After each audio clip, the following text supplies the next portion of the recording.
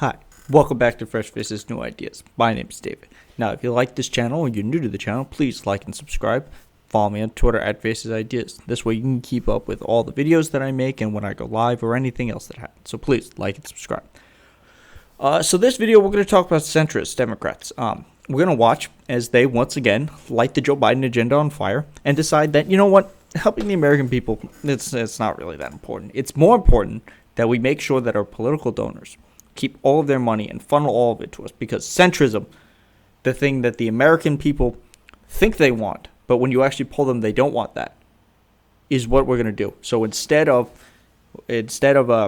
pushing for the incredibly popular bill that Joe Biden wants, that we can pass along party lines, we're going to make it worse. We're going to make it less effective, and we're going to call it a political win because the Republicans are on our side. Maybe. Kind of. We don't know yet. We could just get suckered into another Obamacare, but let's take a look. Senate Democrats settling on a 25% corporate tax rate. Now, let's talk about a couple things very briefly first. One, the corporate tax rate was 35% before the Trump tax cuts.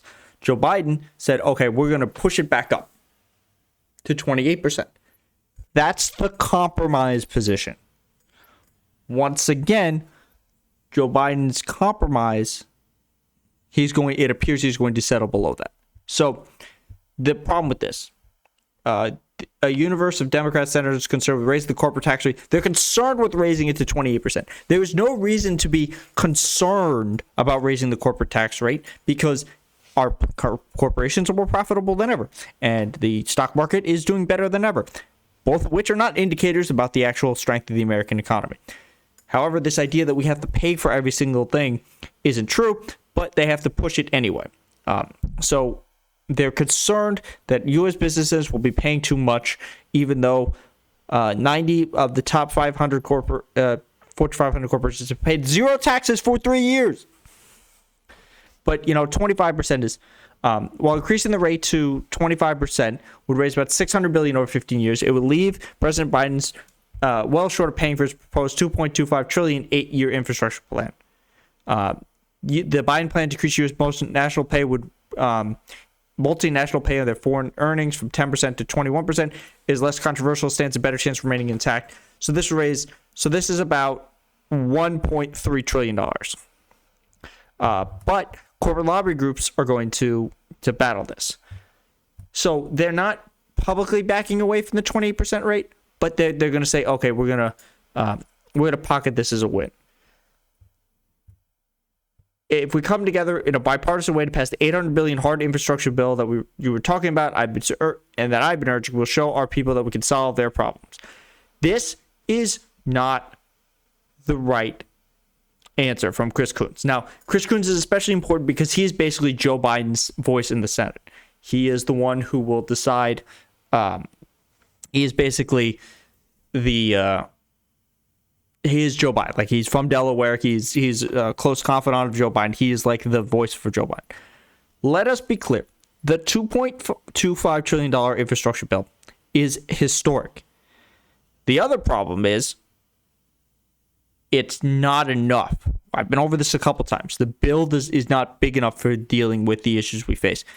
And I'm going to repeat this every time we talk about this bill.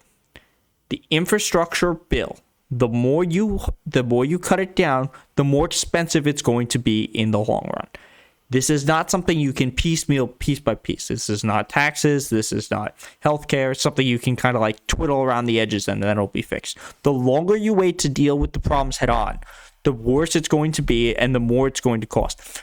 Putting this money into infrastructure just as it is now, the $2.25 trillion, would be a massive boon for the economy, whether it's from the actual jobs that it creates or whether it's from the actual the time that it saves from having the infrastructure not break down. I don't care about bipartisanship. The American people don't care about bipartisanship. Only people in D.C. care about bipartisanship. That's it. And you know what? They shouldn't. All American people care is, what can you do for me? And if your answer is, well, I got you this shittier bill because I had to work with Republicans, or I didn't work with Republicans and got you a better bill, What do you think is going to go to your constituents better? So let's see. This is the other issue in this. Some of them are talking about something closer to $11 on their $15 minimum wage. This is Kirsten Sinema, this picture of her and this F offering. Kirsten Sinema has decided that she wants to be this hippy dippy girl. This is going to be the most famous picture of her ever. It's her voting thumbs down on $15 minimum wage. Now, Kirsten Sinema is a proponent of the $11 minimum wage. She's the Democrat from Arizona. Do you know what the minimum wage in Arizona is? $12.18. Kirsten Sinema doesn't even want to help her own constituents. This is the problem with centrism. This idea that we have to do things in mediocre chunks. Joe Biden was the centrist candidate. 28% is the centrist idea. Negotiating further down from it is a problem. It means you're not going to do the things that you need to do. And I hope they're ready to get wiped. I hope they're ready to get wiped out in the future when they pass garbage bills like this. And let's also be clear. This bill, and there's 40 bills currently sitting in the Senate from the House. None of those will pass unless they do something about the filibuster. And those same chuckleheads, Manchin and Sinema, have both decided that passing things that the American people want, the George Floyd Policing Act, protecting our elections, H.R. 1, the closing the Charlatan loophole with that bill, the expanding the Equality Act, those things don't matter because our Republican colleagues have said no. So therefore, we are just incapable of doing anything. So let's be clear. The real problem in the Democratic Party is centrism. They're more dangerous than the Republicans because they will watch the party burn and they don't care. So please like and subscribe to this video. Please follow me on Twitter, and I will see you in the next one.